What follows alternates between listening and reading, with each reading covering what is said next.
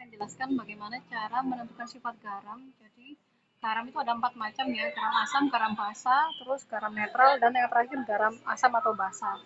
Untuk yang pertama saya bahas yang nomor 2 dulu ya, tentang garam asam.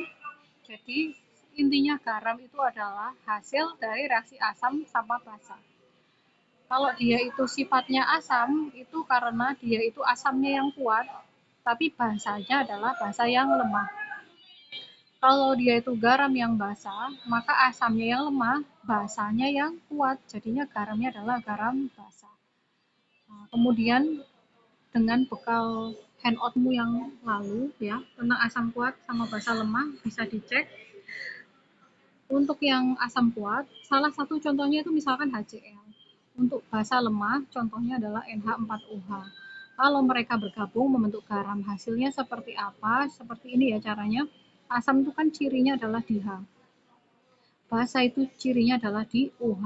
Pada saat mereka bereaksi, nanti mengalami reaksi netralisasi, yaitu sifat asam sama basanya nanti jadi apa? Gabung jadi satu. Hanya sehingga menjadi hanya 2, O-nya 1, yaitu H2O. Ini reaksi ini juga disebut reaksi netralisasi karena menghasilkan air ya. Kemudian yang ditinggalkan kan berarti NH4 di depan, Cl di belakang. Ini gabung aja NH4Cl. Nah, jadi ini NH4Cl.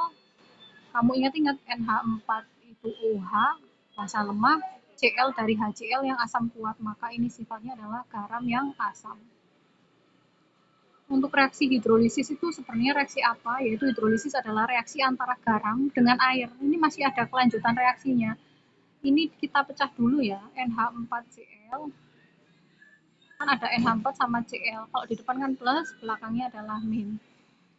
Setelah dipisah seperti ini, kamu ingat asal usulnya. Tadi NH4 plus itu kan asalnya dari basa lemah. Kemudian Cl min itu asalnya dari asam yang kuat. Jadi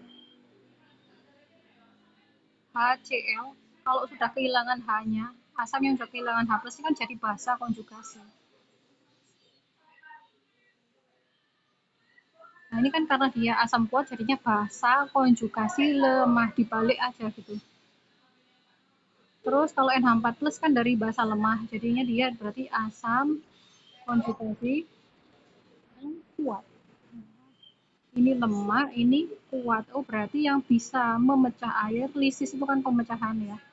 Itu ternyata adalah NH4 plusnya, bukan Cl-nya. Jadi dia bisa bereaksi sama air. Untuk Cl-min nggak bereaksi sama air. Kalau nggak bereaksi, tandanya begini aja, strip. Kemudian ini kan tadinya sebagai yang ini berarti ngalah sebagai basa. Hasilnya apa?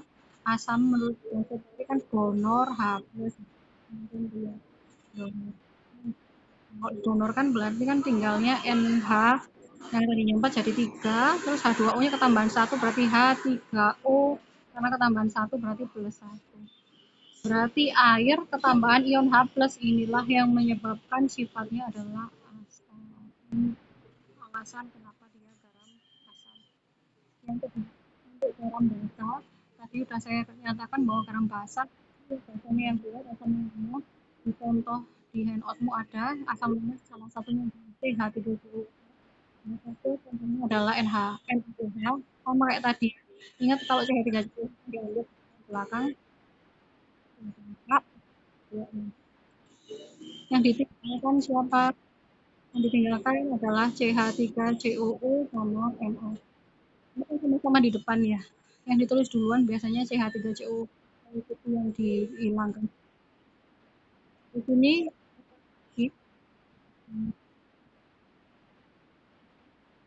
ini kan H plus berarti ini OH min berarti ini NO.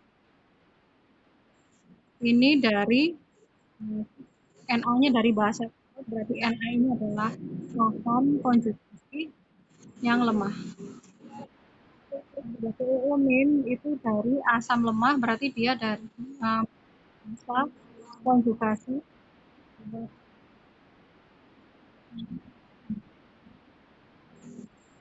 COO.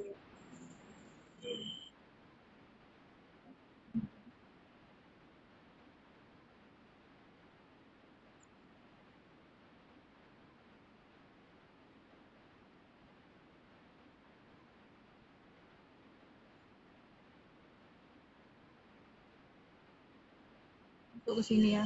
Ditambah kan H2O-nya hilang, H1 berarti OH min. Ini kan sifat dari basa.